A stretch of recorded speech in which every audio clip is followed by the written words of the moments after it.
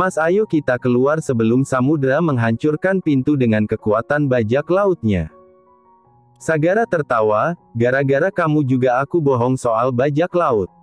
Sekarang repot kan? Gimana coba aku jujurnya? Kamu yang bohong, aku yang salah, Hufet. Nadira menjulurkan lidah dan bergegas membuka pintu.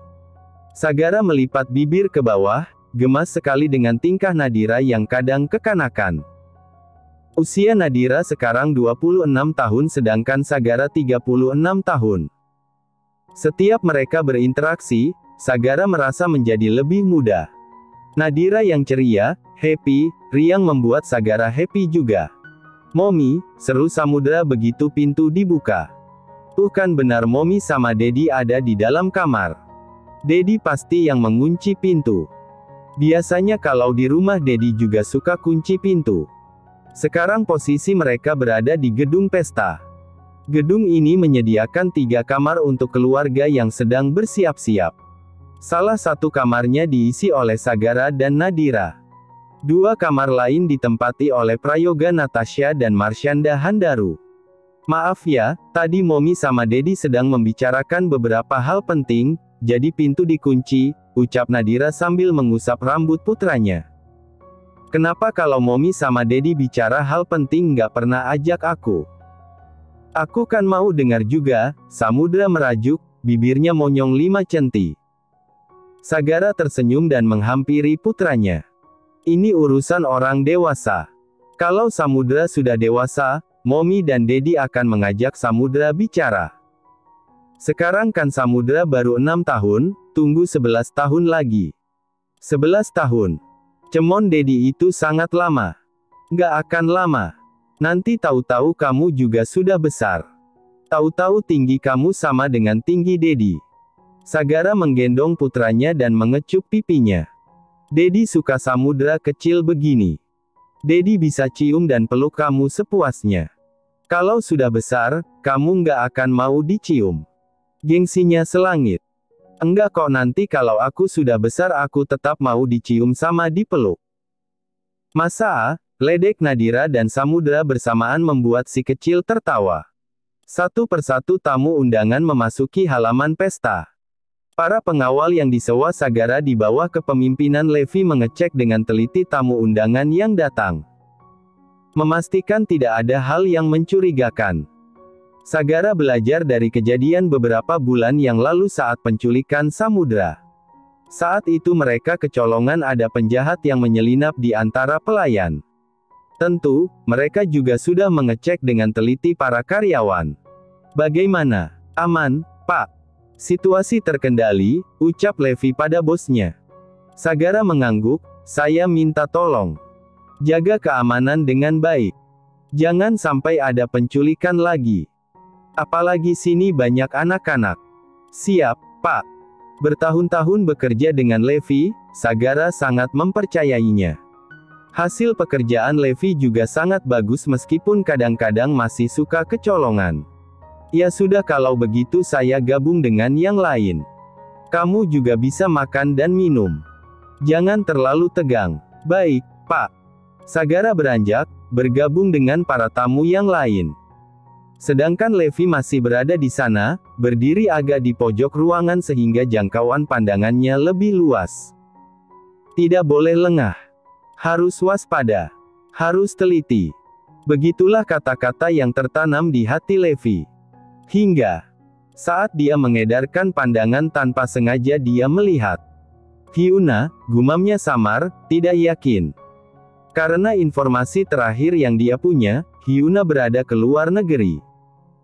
Itu sekitar 2 tahun yang lalu, apa mungkin sekarang dia sudah pulang? Apa Hyuna sudah resign dari bank? 2 tahun yang lalu Hyuna memutuskan keluar negeri dan bekerja di salah satu bank Australia. Mungkin sudah resign dan bekerja menjadi tim organizer. Dia tidak banyak berubah. Levi mengulas senyum lalu cepat-cepat menggelengkan kepala. Astaga, fokus Levi, fokus. Jaga konsentrasi. Jangan sampai lengah. Acara utama yaitu tiup lilin belum dimulai. Sagara dan Nadira masih menyambut tamu undangan. Natasha dan Prayoga juga terlihat sibuk mengobrol dengan teman mereka yang turut hadir di pesta ulang tahun ini. Natasha. Ya, Natasha menoleh, begitu menyadari pemilik suara itu seketika mata Natasha berbinar. Luciana, ya ampun akhirnya. Natasha langsung menghamburkan diri memeluk perempuan yang terlihat seumuran dengannya. Mas, bisik Nadira. Siapa? Kok aku nggak pernah lihat? Masih kerabat kita, sepupu Mama. Beliau tinggal di luar negeri. Sudah bertahun-tahun tidak pulang. Mama selalu mengharapkan kepulangan beliau. Karena itu setiap ada acara keluarga Mama pasti mengundang beliau. Tapi baru kali ini beliau mau datang. Oh gitu, Nadira mengangguk-anggukan kepala.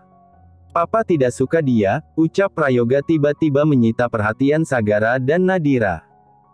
Kamu jangan dekat-dekat dia. Apalagi kamu sedang hamil, peringat Prayoga pada Nadira.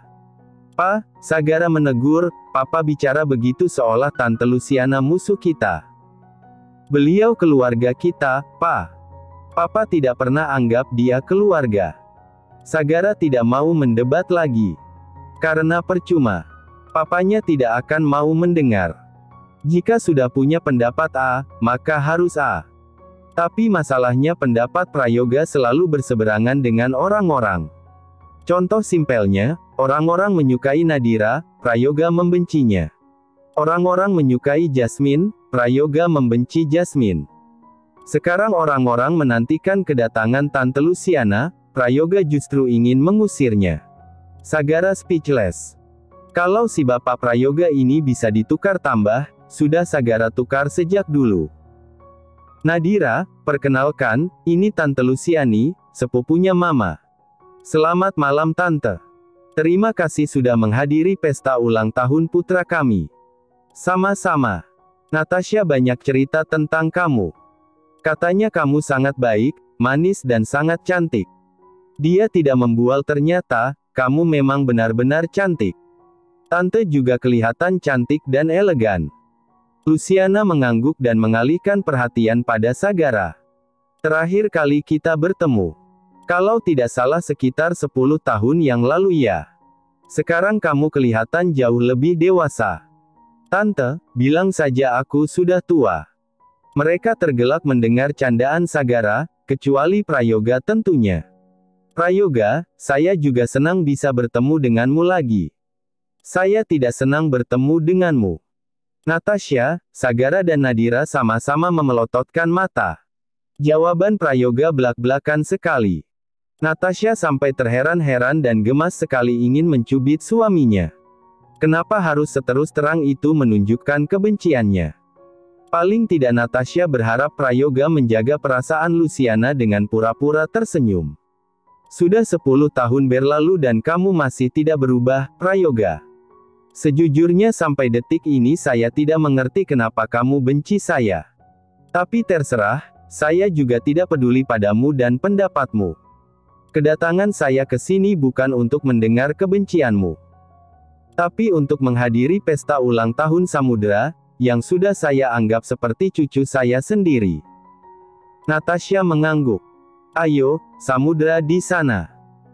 Natasha menggandeng tangan Luciana dan mengajaknya mendekat pada Samudra yang sedang mengobrol dengan Daisy dan anak-anak yang lain. Cih, wanita itu, kenapa dia harus datang ke sini? Prayoga mendengkus keras. Pa. Iya, Prayoga menjawab acuh dan tak acuh, lalu pergi dari sana. Mau heran, tapi itu Papa. Yang memang gitu orangnya. Nadira tertawa, sudahlah, ayo kita sambut tamu-tamu yang lain, Mas. Acara inti malam ini dimulai. Semua orang duduk di kursi masing-masing. Tempat duduk para tamu berbentuk melingkar, dengan satu meja di tengah. Ada 6 atau sekitar 7 kursi mengelilingi meja bundar. Pesta ulang tahun diadakan di taman sehingga para tamu bisa menyaksikan bintang-bintang di langit malam. Sekarang sedang musim pancaroba.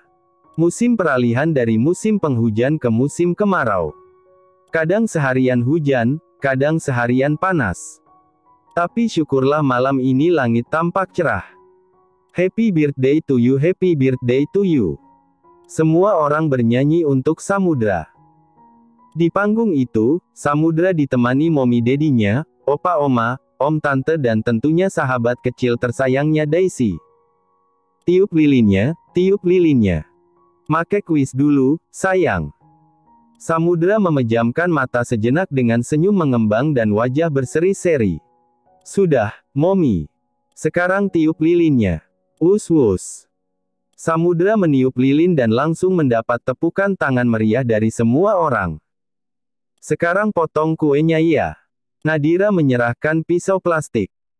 Karena terlihat kesulitan, Nadira membantu menggenggam tangan Samudra untuk memotong kue. Kue pertama untuk Samudra mengedarkan pandangan, menatap satu persatu semua orang yang ada di sekelilingnya. Mommy tersayang, Samudra menyerahkan potongan kue itu pada Nadira. Wow, terima kasih, sayangnya mommy. Samudra mengambil potongan kue lain dan menyerahkan pada Sagara. Potongan kue kedua untuk Dedi tercinta. Terima kasih jagoan, Dedi, Sagara mengusap rambut putranya. Kue ketiga untuk kamu, Samudra menyerahkan potongan kue ketiga untuk Daisy. Terima kasih Samudra. Sama-sama. Samudra mengedarkan pandangan lagi.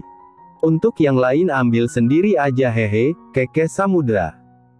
Loh, Hiro tampak tidak terima dan mengacak-acak rambut Samudra, lalu menunduk dan mencium pipinya. Om, Samudra mendorong Hiro menjauh, aku tidak mau dicium. Kap, Samudra memelotot saat tiba-tiba Daisy mencium pipinya. Seketika membuat para orang dewasa tertawa. Kok diem aja? Marahin dong Daisy. Tadi katanya nggak mau dicium. Masa dicium Daisy diem aja? Tadi aja om cium, kamu marah-marah. Hiro mendorong-dorong bahu Samudra.